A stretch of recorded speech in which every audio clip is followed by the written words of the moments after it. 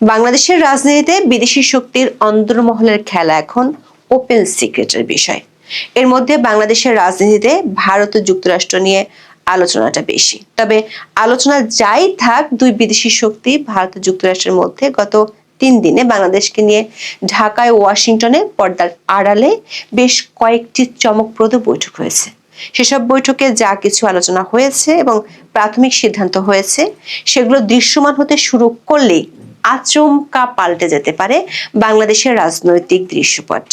একদিকে ওয়াশিংটন, অন্যদিকে ঢাকায় কয়েক দফার বৈঠক আর বৈঠকের আলোচনার খবরগুলো হয়ে উঠেছে বারিধারার talk of the diplomatic zone. 3রা ফেব্রুয়ারি যুক্তরাষ্ট্রের ওয়াশিংটনে মার্কিন পররাষ্ট্রমন্ত্রী মার্কো রুবিও এবং ভারতের পররাষ্ট্রমন্ত্রী এস জয়শঙ্কর বাংলাদেশ ও প্রতিবেশী মিয়ানমার আর এই অঞ্চলের আঞ্চলিক নিরাপত্তা ইস্যু নিয়ে বৈঠক করেন। ঠিক তার পরদিনই ঢাকার বারিধারায় ভারতীয় হাই কমিশনে বৈঠক করেন মার্কিন রাষ্ট্রদূত ব্রেন্ট টি. ক্রিস্টেনসন এবং ভারতীয় হাই কমিশনার প্রণয় ভার্মা। চমকপ্রদ তথ্য হলো, এই বৈঠকের আগে মার্কিন রাষ্ট্রদূত বৈঠক করেন বিএনপির চেয়ারম্যান তারেক রহমানের স্ত্রী জুবাইদা রহমান ও তার মেয়ে জাইমা রহমানের সাথে। জানা গেছে, ঢাকা থেকে ওয়াশিংটনে হওয়া সবগুলো বৈঠকের আলোচনার ইস্যু ছিল আওয়ামী লীগ, নির্বাচন, জঙ্গি আর আঞ্চলিক নিরাপত্তা ইস্যু। আর এসব বৈঠকের অ্যাকশনও শুরু হয়ে গেছে।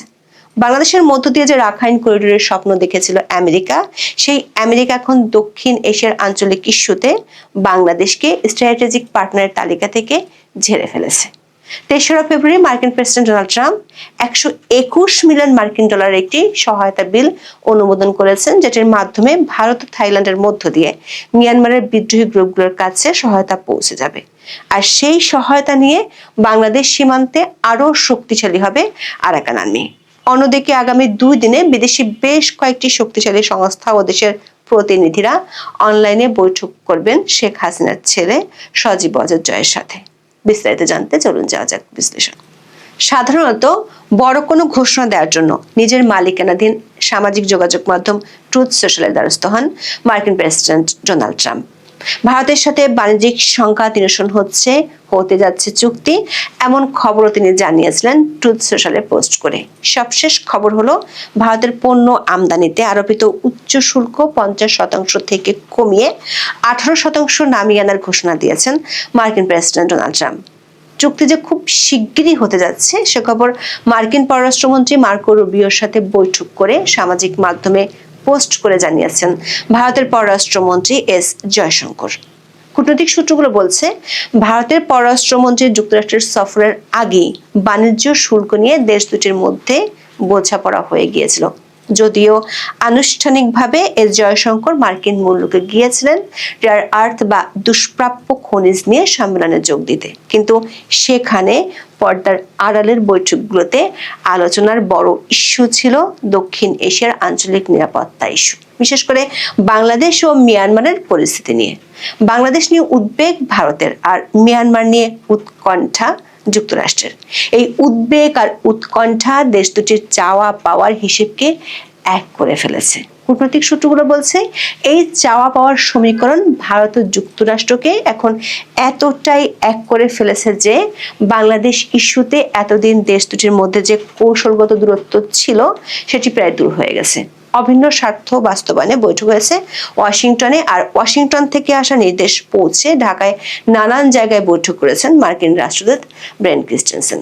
যুক্তরাষ্ট্র চায় মিয়ানমারে চীনের প্রভাব কমিয়ে ওখানকার দুর্লভ খনিজে ভাগ বসাতে। তার জন্য মিয়ানমারের বিদ্রোহী শক্তিগুলোকে গত কয়েক বছর ধরে সামরিক ও আর্থিক সাহায্য দিয়ে আসছে আমেরিকা। 2023 সালে ন্যাশনাল ডিফেন্স অথরাইজেশন অ্যাক্ট বা এনডিএ এর অংশ হিসেবে দেশটি পাশ করে বার্মা অ্যাক্ট, যাকে বলা হয় Burma unified through rigorous military accountability act. এটি মূলত মিয়ানমারের এখনকার বিদ্রোহী শক্তিগুলোকে শক্তিশালী করার একটি আইনি কাঠামো। এই বার্মা অ্যাক্টের অধীনেই আমেরিকা আরাকান আর্মি সহ মিয়ানমারের বিদ্রোহী গোষ্ঠীগুলোকে সহায়তা দিয়ে আসছে। জাতিসংঘ ও মার্কিন যুক্তরাষ্ট্র এই সহায়তা পৌঁছে দিতে বাংলাদেশ দিয়ে রাখাইন মানবিক করিডোর স্থাপন করতে চেয়েছিল। বাংলাদেশের অন্তর্বর্তী সরকার, বিশেষ করে জাতীয় নিরাপত্তা উপদেষ্টা ডক্টর খলিলুর রহমান এই করিডোর দেওয়ার জন্য আদা জল খেয়ে নেমেছিল, কিন্তু বাদ সেজেছিল বাংলাদেশের সেনাবাহিনী। শেষ পর্যন্ত আনুষ্ঠানিকভাবে এই করিডোর আর দিতে পারেনি ইউনূস প্রশাসন। কূটনৈতিক সূত্রগুলো বলছে আমেরিকার রাখাইন করিডোরের মাধ্যমে মিয়ানমার ইস্যুতে বাংলাদেশকে কৌশলগত বা স্ট্র্যাটেজিক পার্টনার করতে চেয়েছিল। কিন্তু গত 31 জানুয়ারি মার্কিন সিনেটে যে বিল পাশ হয়েছে তাতে দেখা যাচ্ছে বাংলাদেশকে এই পার্টনার করার চিন্তা বাদ দিয়েছে আমেরিকা। ওই দিন মিয়ানমারের বিদ্রোহী গোষ্ঠীগুলোকে সহায়তা করার জন্য 121 মিলিয়ন মার্কিন ডলারের সহায়তা বিল অনুমোদন করে দেশটির সিনেট। ওই বিলটি 71-29 ভোটে অনুমোদিত হয় এবং 3রা ফেব্রুয়ারি 2026 তারিখে প্রেসিডেন্ট ডোনাল্ড ট্রাম্প এটি স্বাক্ষর করলে আইনে পরিণত হয়। এই বিপুল পরিমাণ সহায়তার $1 মিয়ানমারের জান্তা সরকার পাবে না, পাবে আরাকান আর্মি সহ বিদ্রোহী গোষ্ঠীগুলো। বিলটির সবচেয়ে উল্লেখযোগ্য দিক হলো এতে মিয়ানমারকে প্রদত্ত সহায়তার জন্য থাইল্যান্ড এবং ভারতের রুট ব্যবহারের কথা সুনির্দিষ্টভাবে উল্লেখ করা হয়েছে।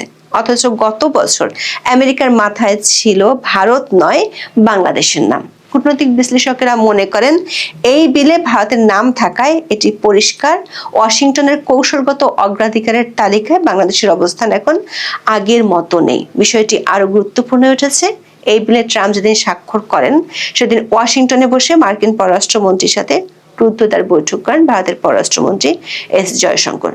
টাইমস অব বাংলাদেশের খবরে বলা হয়েছে ভারত ও মার্কিন যুক্তরাষ্ট্র বাংলাদেশের দ্রুত উদ্ভূত রাজনৈতিক পরিস্থিতি নিয়ে নীরবে কূটনৈতিক আলোচনা জোরদার করছে, যেটি 12 ফেব্রুয়ারি বাংলাদেশের জাতীয় নির্বাচনের আগে দেশ দুটির আগের কৌশলের সম্ভাব্য পুনর্বিন্যাস বা পরিবর্তনের ইঙ্গিত দিচ্ছে। গণমাধ্যমটির খবরে বলা হয়েছে ওয়াশিংটনে উচ্চ পর্যায়ের আলোচনার পর চলতি সপ্তাহে ঢাকায় বেশ কিছু ক্লোজ ডোর বৈঠক হয়েছে, যেগুলো থেকে বাংলাদেশ ও বাংলাদেশের বর্তমান পরিস্থিতি নিয়ে ভারত ও যুক্তরাষ্ট্রের অভিন্ন সিদ্ধান্তে পৌঁছানোর ইঙ্গিত পাওয়া গেছে।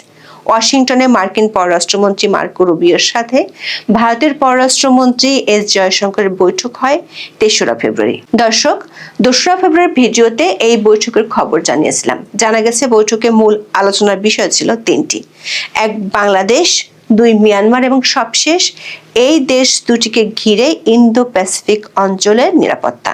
দর্শক, 2025 সালের 13 ফেব্রুয়ারি যুক্তরাষ্ট্রের প্রেসিডেন্ট ডোনাল্ড ট্রাম্প এবং ভারতের প্রধানমন্ত্রী নরেন্দ্র মোদীর সাথে বৈঠকের পর একটি যৌথ ঘোষণা প্রকাশিত হয়েছিল। সে ঘোষণায় বলা হয়েছিল ইন্দো প্যাসিফিক অঞ্চলের আঞ্চলিক নিরাপত্তার জন্য ভারতের চাওয়াকে প্রাধান্য দিবে যুক্তরাষ্ট্র। জয়শঙ্কর ও মার্কো রুবিওর বৈঠকেও সিদ্ধান্ত হয়েছে দক্ষিণ এশীয় অঞ্চলে মিয়ানমার ইস্যুতে যুক্তরাষ্ট্রের আর বাংলাদেশ ইস্যুতে ভারতের স্বার্থকে প্রাধান্য দিবে দেশ দুটি। 2024 সালের 5 আগস্ট বাংলাদেশের রাজনীতিতে পট পরিবর্তনের পর থেকে এই অঞ্চলে ব্যাকফুটে আছে ভারত। বাংলাদেশের অভ্যন্তরীণ রাজনীতি ও সরকারের শীর্ষ মহল থেকে ভারত বিরোধী প্রচারণা তীব্র হয়েছে। বিশেষ করে শেখ হাসিনা ইস্যুকে ঘিরে দুই দেশের সম্পর্ক ইতিহাসের সর্বনিম্ন পর্যায়ে পৌঁছে গেছে। ভারত সরাসরি নাম না বললেও আওয়ামী লীগ সহ সকল দলের অংশগ্রহণে নির্বাচনের কথা বেশ কয়েকবার বলেছিল। আবার বাংলাদেশে অন্তর্বর্তী সরকারের আমলে জঙ্গিবাদের উত্থান হচ্ছে এমন অভিযোগ ভারত থেকে করা হয়েছে। একই অভিযোগের কথা আন্তর্জাতিক গণমাধ্যমেও ফলাও করে প্রচারিত হয়েছে। চমকপ্রদ হলো ওয়াশিংটনে দুই দেশের পররাষ্ট্রমন্ত্রীর বৈঠকের কয়েক ঘন্টার মধ্যে ঢাকার তৎপরতা বেড়েছে মার্কিন রাষ্ট্রদূত ব্রেন্ট ক্রিস্টেনসেনের। টাইমস অব বাংলাদেশের খবরে বলা হয়েছে 4 ফেব্রুয়ারি ব্রেন্ট ক্রিস্টেনসেন ঢাকার বারিধারার ভারতীয় হাই কমিশনে গিয়ে হাই কমিশনার প্রণয় ভার্মার সাথে বৈঠক করেছেন। খবরটিতে বলা হয়েছে কূটনৈতিক মহলে এই বৈঠকের সময় এবং ক্রম নির্ধারণে বিষয়টি বিশেষ দৃষ্টি আকর্ষণ করেছে।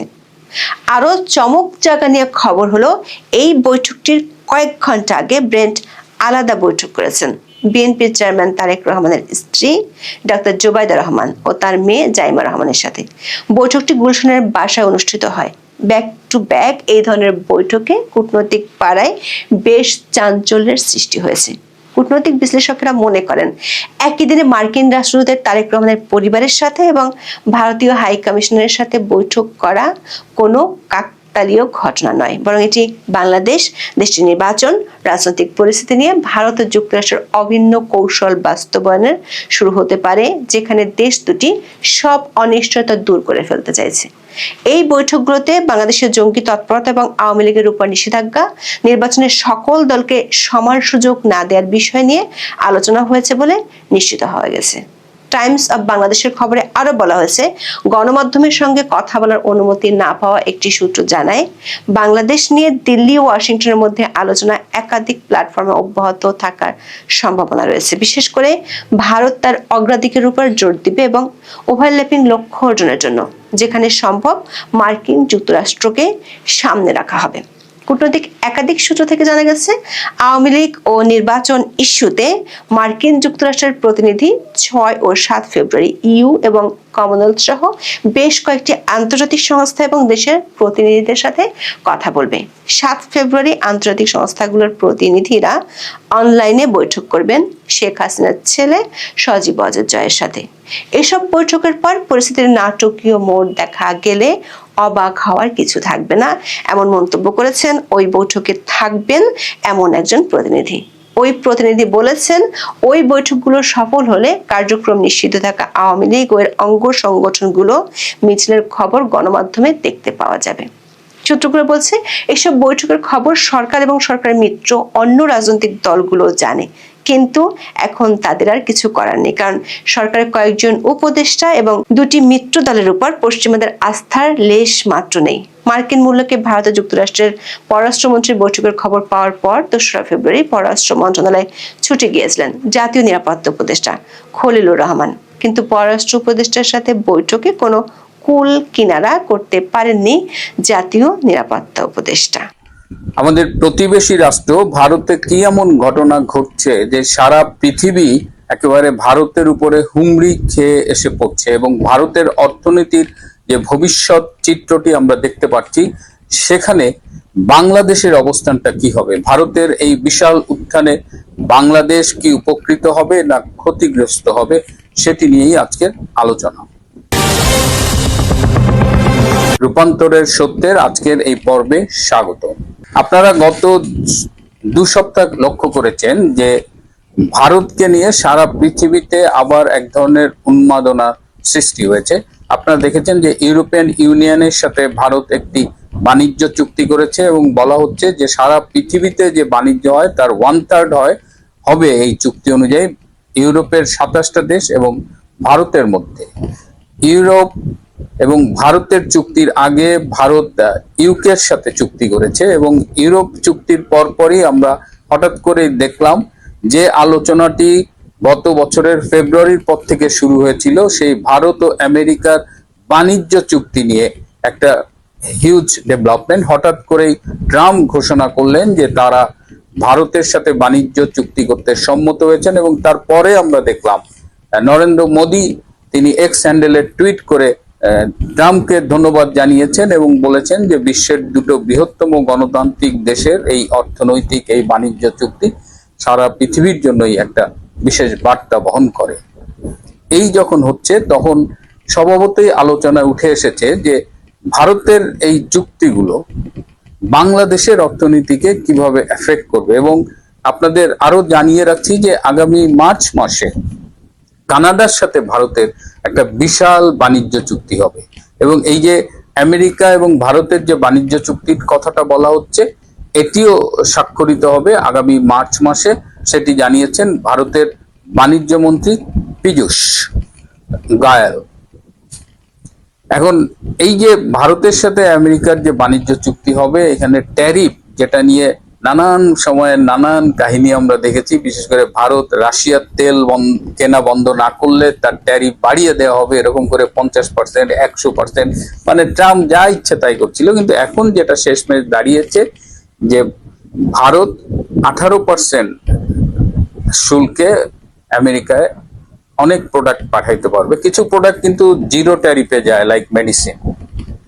পাকিস্তানের সাথে আমেরিকার যে চুক্তি, সেখানে পাকিস্তানের ট্যারিফ হলো 19%, বাংলাদেশের ট্যারিফ হলো 20%। তার মানে এই অঞ্চলে সবচেয়ে কম ট্যারিফে পণ্য পাঠাতে পারবে ভারত, এবং এর ফলে স্বভাবতই বাংলাদেশের গার্মেন্টস এবং টেক্সটাইল ব্যাপকভাবে এফেক্টেড হবে বলেই আশা করা যাচ্ছে। বিকজ বাংলাদেশের যে রপ্তানি, তার মধ্যে 80% রপ্তানির আয় ডিপেন্ড করে আমাদের গার্মেন্টস সেক্টরে, এবং এই গার্মেন্টসের একটা বড় অংশ আমরা আমেরিকায় পাঠাই, ইউরোপে পাঠাই।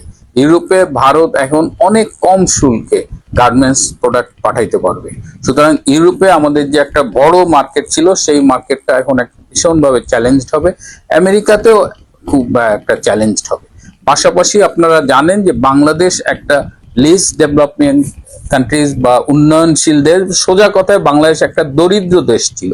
সেই দরিদ্র দেশ থেকে শেখ হাসিনা সরকার এটাকে মধ্যম আয়ের দেশে উন্নীত করেছিল 2021 সালে, এবং মধ্যম আয়ের দেশে একটা দেশ যখন যায় তখন তাকে 5 ইয়ার্স গ্রেস পিরিয়ড দেওয়া হয়, যে বিভিন্নভাবে বিভিন্ন অ্যাডজাস্টমেন্টের বিষয় আছে। তো 2026 সালে সেই 5 বছর শেষ হবে এবং আগামী বছর থেকে বাংলাদেশ মধ্যম আয়ের দেশ হবে। যখনই একটা দেশ মধ্যম আয়ের দেশ হয় তখন সে অন্য অন্য দেশ থেকে পাওয়া, গরিব দেশ হিসেবে পাওয়া অনেক ছাড় আর পায় না।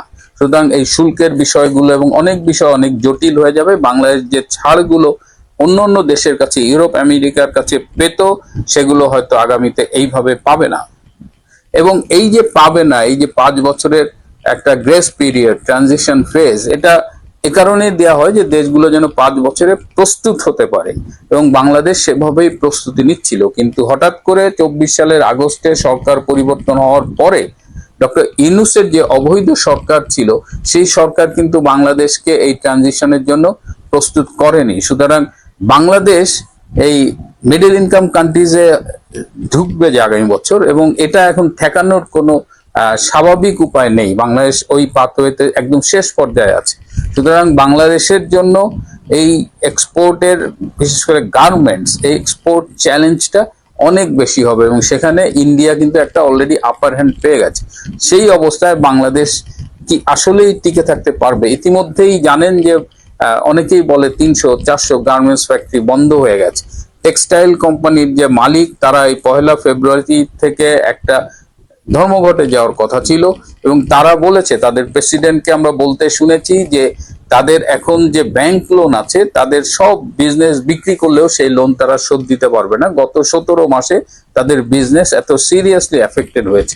বাংলাদেশের অনেক গার্মেন্টস ব্যবসায়ী ইতিমধ্যে ভারতের এবং অন্যান্য দেশে বিনিয়োগকারী হিসেবে চলে গেছে। ভারতের নর্থ ইস্ট কান্ট্রিজে বাংলাদেশের গার্মেন্টস ব্যবসায়ীরা সেখানে বিনিয়োগকারী হিসেবে এখন চলে যাচ্ছে, কারণ বাংলাদেশ থেকে এই প্রোডাকশন কস্ট বেশি, পাঠানোর ঝামেলা, বাংলাদেশের রাজনৈতিক অস্থিরতা, ফ্যাক্টরি ধ্বংস করে দেওয়া, ভেঙে দেওয়া, এই সব কারণে আমাদের গার্মেন্ট শিল্প সহ অন্যান্য শিল্প, অন্যান্য বাণিজ্য ভীষণভাবে ক্ষতিগ্রস্ত হয়েছে। সুতরাং এই যে ভারত যে চুক্তিগুলো করলো, এবং ভারত যে আজকে বিশ্বে 4র্থ বৃহত্তম অর্থনীতি, কদিন আগে তারা 5ম বৃহত্তম অর্থনীতি ছিল, জাপানকে তারা ছাড়িয়ে গেছে, এবং এখন 3য় বৃহত্তম অর্থনীতি জার্মানির সাথে তাদের একটা প্রতিদ্বন্দ্বিতা চলছে। এবং ভারত যেভাবে এগিয়ে যাচ্ছে, যাতে হয়তো 1-2 বছরের মধ্যে তারা জার্মানিকেও অতিক্রম করতে পারে। এবং জার্মানির সাথে তারা রিসেন্টলি $800 কোটি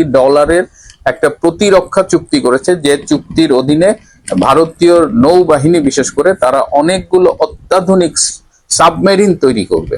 সুতরাং ভারতকে কেন সারা পৃথিবী এইভাবে মানে সবাই আসছে এবং ভারতকে এভাবে উপরে উঠে তুলে ধরছে, এর একটা কারণ হলো যে ভারতকে শক্তিশালী করার মধ্য দিয়ে তারা চায়নার সামনে একটা থ্রেট রাখতে চাচ্ছে, যেন ভারতকে দিয়ে তারা যেন চায়নাকে কাউন্টার করতে পারে। এবং আজকে যখন আপনাদের সামনে কথা বলছি, ঠিক আজকেই আমেরিকায় 54টা দেশের একটা association, forge initiative on critical minerals, এই পৃথিবীতে যে ক্রিটিক্যাল মিনারেল এবং রেয়ার আর্থ মিনারেল আছে, এই সব দেশ এরা ব্যবহার করে। এবং এই যে আমরা আজকাল প্রযুক্তির কথা বলছি, এই যে কম্পিউটার প্রযুক্তি, এই প্রযুক্তিতে এবং এটার নেক্সট জেনারেশন ইউজের জন্য এই critical minerals, rare earth minerals, এগুলো খুব দরকার হয়। এবং বর্তমান পৃথিবীতে এই রেয়ার আর্থ মিনারেলস এর প্রোডাকশন 70%ই চায়নার থেকে আসে, এবং প্রসেসিং 90% চায়না কন্ট্রোল করে। তো চায়নার এই একক আধিপত্য ঠেকানোর জন্য, কারণ চায়নার একক আধিপত্য জিও সিকিউরিটি এবং গ্লোবাল ইকোনমিক্সের ঝুঁকি তৈরি করতে পারে, এই আশঙ্কা থেকে আমেরিকার উদ্যোগে এই forge initiative on critical minerals তৈরি করা হয়েছে। এটা আগে ছিল মিনারেল সিকিউরিটি পার্টনারশিপ। তো এখানে ভারতের পররাষ্ট্রমন্ত্রী জয়শঙ্কর কিন্তু আজকে সেখানে বক্তৃতা দিয়েছেন, এবং এর বাইরেও এই ডক্টর জয়শঙ্কর সাইড লাইনে অনেকগুলো দেশের সাথে মিটিং করেছে। আজকের বক্তৃতায় এই ক্রিটিক্যাল মিনারেল এগুলো নিয়ে তো কথা বলেছে। এছাড়াও জয়শঙ্কর কিন্তু বাংলাদেশের 2024 সালের আগস্ট মাসে যে জঙ্গি অভ্যুত্থান হয়েছিল এবং তার ফলে যে সরকার এসেছে এবং বাংলাদেশের যে সন্ত্রাসী কার্যক্রম চলছে সবকিছু কিন্তু আজকে এই মিটিং এ বলেছে এবং 54টা দেশের প্রতিনিধির সামনে তিনি বাংলাদেশের জুলাই আগস্টের সেই জঙ্গি অভ্যুত্থানের কথা বলেছে। তো ভারত আজকে পৃথিবীতে এমন জায়গায় চলে গেছে এবং ভারতের একটা নীতি হলো নেইবার্স ফার্স্ট।